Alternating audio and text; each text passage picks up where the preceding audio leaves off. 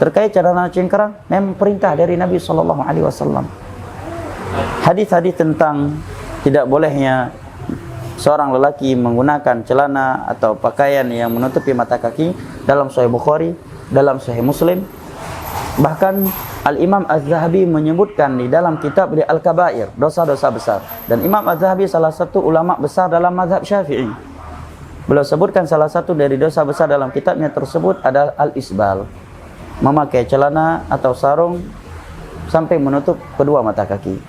Dan hadis-hadis Nabi menerangkan tentang hal itu amatlah banyak. Dalam seluruh kitab hadis bisa dibaca. Dalam Sahih Bukhari dalam bab libas, dalam Sahih Muslim dalam bab libas, Sunan Abi Dawud, Sunan Tirmidzi, ya, Sunan Nasa'i, kitab Al-Kabair Al-Imam Az-Zahabi, ya, dan hampir seluruh kutubul fiqh yang membahas kitabul libas, adab dalam berpakaian, membahas hal ini.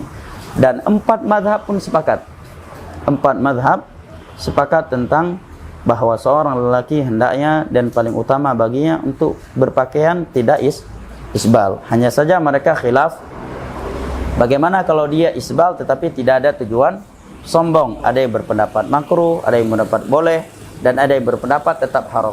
Dan yang kuat dalam hal ini adalah pendapat ulama yang menyatakan tetap haram. Kenapa? Karena dalilnya umum. Yang pertama, Nabi menyatakan ma'asfala minal ka'baini fa finnar. Pakaian yang di bawah mata kaki bagi kaum laki-laki tempatnya neraka. Ini hadisnya umum. Hadisnya umum, tidak menyebutkan ya sombong ataukah tidak. Dan ancamannya pun umum. Hadis ini jika saya tidak salah ingat dalam Sahih Bukhari dari Abu Hurairah atau Abu Sa'id Al-Khudri radhiyallahu anhuma. Dan di dalam hadis lain Nabi menyebutkan sifat sombong. Kemudian Nabi sebutkan adab yang lebih. Oleh karena kata para ulama, orang yang melakukan isbal apabila tidak ada kesombongan, maka dia terancam dengan hadis yang umum tadi. Tapi kalau dia isbal diiringi sifat sombong, maka dia terancam dengan hadis Nabi yang berbunyi Allah tidak akan mengajak dia bicara, Allah tidak akan melihatnya, Allah tidak akan mensucikannya, dan azab pedih untuknya di hari kiamat tatkala dia isbal karena sombong. Dan para ulama usul fiqh menyatakan tidak bisa hadis yang melarang isbal, yang menyebutkan ancaman keras terhadap orang yang isbal dan ditambah sifat yang sombong, dikompromikan dengan hadis yang menyebutkan ancaman secara umum dengan azab yang umum untuk orang yang melakukan isbal secara umum yang tidak sombong. Artinya apa? Tidak bisa dikatakan kalau tidak sombong tidak mengapa, karena hadis yang umum ini dikompromikan dengan hadis yang terperinci.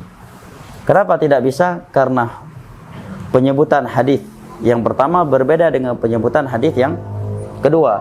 Yang kedua Nabi sebutkan ancamannya lebih keras karena ada sombong. Yang kedua ancamannya agak umum karena dia tidak sombong. Maka kalau dia isbal tanpa sombong kena hadis ini. Kalau dia isbal dengan sombong kena hadis yang kedua yang azabnya lebih keras. Kesimpulannya kedua-duanya haram. Hanya saja kalau ditambah kesombongan dosanya lebih besar. Secara logika akal manusia, belum lagi kalau kita nilai dari sisi kesehatan, celana di atas mata kaki jauh lebih indah. Ketika mau sholat dia tidak perlu lagi lipat-melipatnya karena ada hadis, ya, yang sebagian ulama memandang itu sahih. Bahkan Imam Nawawi menyebutkannya di dalam Riyadhus Shalihin. Ya, Allah tidak menerima sholat orang yang musbil.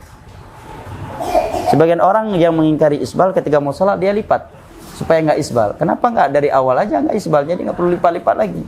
Sekalipun hadis yang berbunyi Allah tidak menerima sholat orang yang isbal adalah hadis yang dhaif. Ya. Kedua lebih higienis kan, nggak terkena tanah. Jadi kita lihat celana orang yang nggak isbal, masya Allah. Jadi kalau kita buka celananya di situ ada harimau, ada singa, ada semisal dengannya, ya, itu nggak aneh. Seperti kain pel, ya, sambil ngelap jalan, sambil ngelap lantai. Ntar pas diajak sholat kotor celana, siapa suruh isbal? Isbal secara Undang-Undang Dasar NKRI tidak terlarang, HAM tidak melanggar HAM, secara syar'i itu anjuran, ya, dalam agama kita. Secara kesehatan, logika pun dia sangat cocok dan sangat logis. Naam. Wallahu a'lam bishawab.